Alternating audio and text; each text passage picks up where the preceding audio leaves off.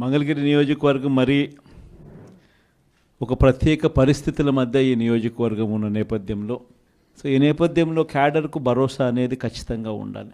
మితిమీరిన అధికార దుర్వినియోగంతో మన మీద ఏదైనా జరిగినప్పుడు మనకు భరోసా అనేది ఎక్కడో ఉండాలి. పలానా దగ్గర మనకు భరోసా ఉంది, పలానా దగ్గరికి మనం పోవచ్చు, పలాని రకంగా పార్టీ మనకు ఆదుకునే కార్యక్రమం చేస్తుంది, పలాని రకంగా పార్టీ మనకు తోడుగా నిలబడుతుంది అన్న నమ్మకం, అన్న విశ్వాసం ప్రతి క్యాడర్లోని ప్రతి ఒక్కరికి కూడా ఉండాలి, కలగాలి అనే ఉద్దేశంతోనే ఈ నియోజకవర్గంలో కొన్ని అడుగులు వేయడం జరిగింది, కొన్ని మార్పులు తీసుకుని రావడం కూడా జరిగింది.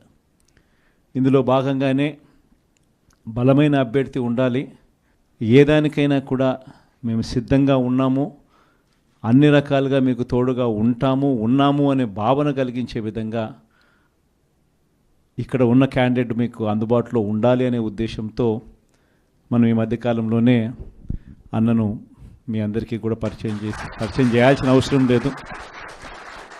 అన్నను మనం ఈ నియోజకవర్గ ఇన్ఛార్జిగా కూడా నియమించడం జరిగింది. ఈ నియమించిన ఈ నేపథ్యంలో మీ అందరినీ కూడా ఈరోజు ఈ విషయం చెప్పడానికి కూడా మిమ్మల్ని అందరినీ కూడా ఇక్కడికి రమ్మని చెప్పడం జరిగింది, ఆహ్వానించడం జరిగింది. 5 సంవత్సరాలలో దేవుడి దయతో మనం చేసిన మంచి ఈ రోజుకి కూడా ఆ చేసిన మంచి ప్రతి ఇంట్లో కూడా బ్రతికే ఉంది. ఈ రోజుకి కూడా మనం తలెత్తుకొని మనలోని ప్రతి క్యాడర్ కూడా ప్రతి ఇంటికి వెళ్ళగలుగుతాం, ప్రతి గ్రామంలోనూ తిరగగలుగుతాం. ప్రతి ఇంటికి వెళ్ళి 2019 నుంచి 24 మధ్య మా పాలన జరిగింది. ఆ పాలనలో రాష్ట్రంలో ఇంతకుముందు ఎప్పుడూ జరగని విధంగా అడుగులు వేసినట్టుగా కూడా కనిపిస్తూ ఉంది అనేది గర్వంగా చెప్పగలుగుతాం.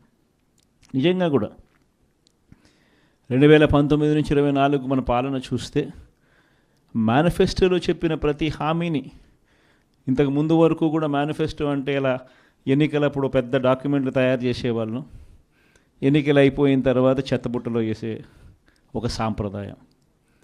కానీ మొట్టమొదటిసారిగా మేనిఫెస్టో అన్న దానికి అర్థం తీసుకొచ్చిన పాలన ఎక్కడైనా జరిగింది అని అంటే అది మన వైఎస్ఆర్సీపీ ప్రభుత్వ హయాంలోనే జరిగిందని చెప్పగలం. బడ్జెట్ ప్రవేశపెట్టేటప్పుడే బడ్జెట్తో పాటు ఒక సంక్షేమ క్యాలెండర్ కూడా రిలీజ్ చేస్తూ ఆ సంక్షేమ క్యాలెండర్లో పలాని నెల పలాని పథకం ఇస్తాము అని చెప్పి ముందుగానే ఆ పథకాలన్నీ కూడా ఏ నెలలో ఏ